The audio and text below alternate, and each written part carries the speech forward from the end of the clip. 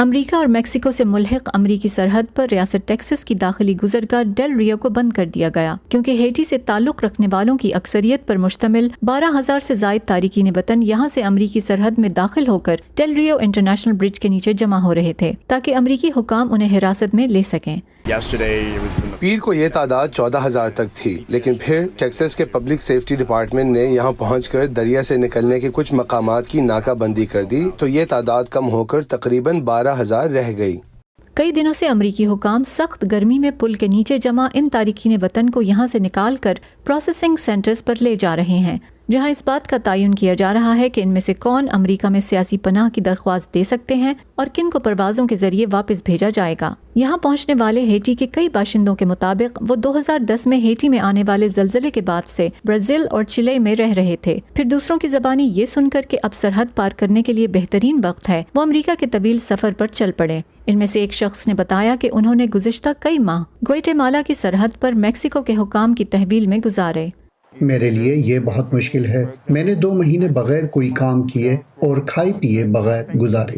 حالیہ ہفتوں میں یہ پل ریو گرانڈے دریا کے راستے امریکہ داخل ہونے والوں کی آماج گاہ بن گیا ہے، جبکہ امریکہ کے سیکیورٹی حکام کو اتنی بڑی تعداد میں پناہ کے متلاشیوں کے لیے انتظامات کرنے میں دشواریوں کا سامنا ہے۔ کئی ماہ سے ڈیل ریو علاقے کے پیٹرول ایجنٹس صحیح طرح سے گشت نہیں کر پا رہے کیونکہ ہم سب یہاں اندر اپنی کسٹڈی میں موجود افراد کی کاغذی کارروائی اور بچوں کی دیکھ بھال میں لگے ہوئے ہیں۔ اتنی بڑی تعداد میں تارکین وطن کی آمد کچھ مقامی افراد کے لیے پریشانی کا باعث ہے۔ جب پل کے نیچے 20,000 سے زائد افراد موجود ہوں اور جب کارروائی شروع ہو تو رہائشیوں میں بھی بے چینی پیدا ہونے لگتی ہے، اور جب آپ 45,000 پر مشتمل کمیونٹی کی بات کریں تو یہ لوگ اس کے نصف کے برابر ہیں۔ مہاجرین کی بہبود کے لیے کام کرنے والی تنظیم ہیشین برج الائنس سے منسلک گوئلن ہوزیف کہتی ہیں کہ ہیٹی کے یہ باشندے قانون کے خلاف کچھ نہیں کر رہے ہیں۔ ایک بات میں یہ سن رہی ہوں کہ یہ افراد یہاں غیر قانونی طور پر داخل ہو رہے ہیں۔ ایسا نہیں ہے، ان کے لیے یہاں آ کر سیاسی پناہ مانگنا قانون کے مطابق ہے اور وہ یہی کر رہے ہیں، لیکن امریکہ انہیں اس تحفظ کے حصول کے لیے رسائی فراہم کرنے سے انکار کر رہا ہے۔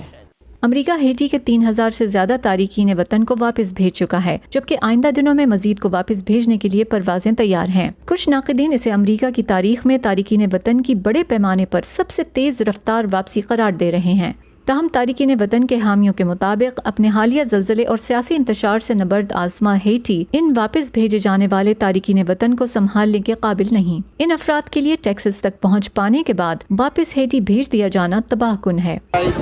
امریکہ تک کا سفر کٹھن تھا، لیکن انہوں نے ہمیں ملک بدر کر دیا۔ بدقسمتی سے انہوں نے ہمیں اپنا کوئی بھی سامان واپس نہیں لے جانے دیا۔ یہ جیل میں ہونے جیسا تھا، نہ خوراک اور نہ ہی کچھ اور۔ واپس بھیجے جانے والے افراد کو فی کس $100 دیے جا رہے ہیں۔ بظاہر لگتا ہے کہ ان کے امریکہ میں رہنے اور کام کرنے کے خواب ٹوٹ گئے ہیں۔ ڈینا مچل کے ساتھ فائزہ بخاری، وائس آف امریکہ۔